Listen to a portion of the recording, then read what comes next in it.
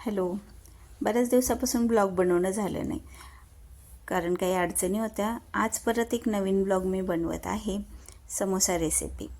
यामध्ये इन्ग्रेडियंट माझ्याकडे जे जे अवेलेबल आहे त्यामध्ये मी समोसा रेसिपी बनवणार आहे. यामध्ये कांदा लसणाचा उपयोग बिलकुल करणार नाही आहे, त्यामुळे ही रेसिपी सात्विक असणार आहे.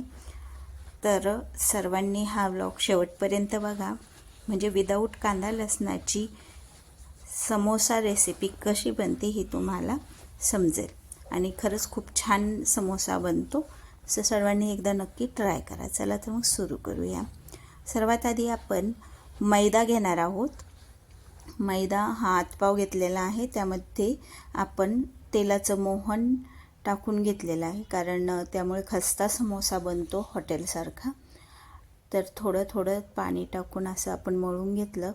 त्यानंतर आपण याला थोडंसं कोरडं पीठ आणि तेल टाकून अजून नरम करून घेणार आहोत. हाताला एकदम चिटकून जातो समोसा, त्यामुळे कोरडा मैदा घेऊनच त्याला आपल्याला परत हाताचा काढून घेऊन डबल एकदम सॉफ्ट असा मळून घ्यायचा आहे.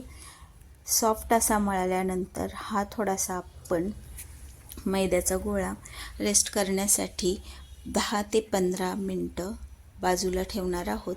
तोपर्यंत आपण बटाटे जे घेतलेले आहे पावशेर, आपण ते उकडून घेतलेले आहे कुकरमध्ये. ते काढून त्याचे व्यवस्थित साल्ट काढून घेऊ आणि मॅश करून घ्यायचे. आणि आपल्याला समोस्याची फिलिंग बनवण्यासाठी आपण कांदा लसणाचा उपयोग करणार नाही आहे, म्हणून त्यामुळे आपण अद्रक टाकून परतून घ्यायची तेलामध्ये.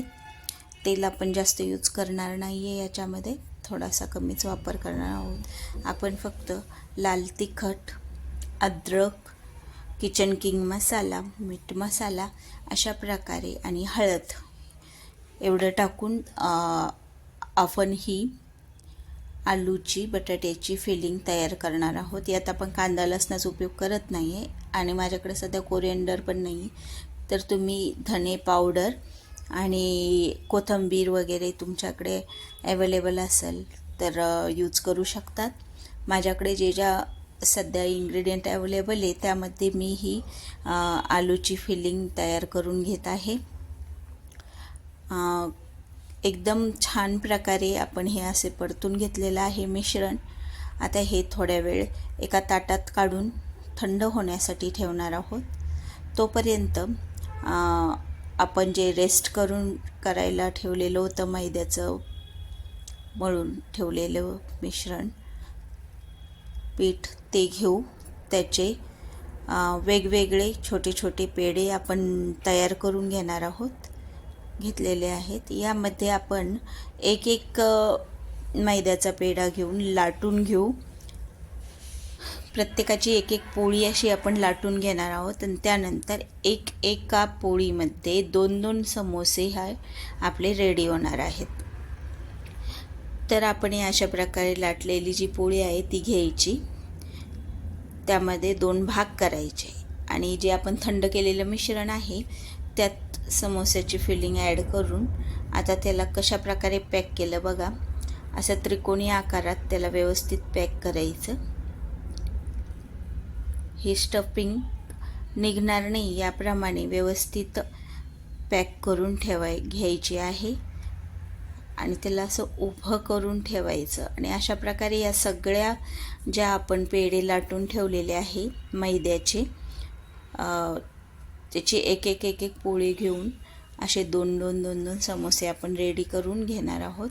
त्यानंतर असे 2-2 समोसे थोड्याच तेलात आपण तळून घ्यायचे. ब्राऊन आकारात, ब्राऊन कलर येईपर्यंत हे हळूहळू आपण तळून घेणार आहोत. मध्यम आचेवरच तळून घ्यायचे आहे, त्यामुळे समोसा एकदम छान खस्ता आणि हॉटेलसारखा होतो. एक गोष्ट लक्षात ठेवायची की जे आपण आलू उकडून घेतो ना, ते एकदम मऊ उकडून घ्यायचे आणि बारीक करून घ्यायचे, त्यामुळे ही फिलिंग जी आहे ती बाहेर निघत नाही मग आलूची. आणि समोसा एकदम छान बनतो. आता समोसे आपले बनून रेडी झाले आहेत. आपण ते टोमॅटो सॉस बरोबर सर्व करणार आहोत. तर बघू कसे झाले आहे आपले समोसे.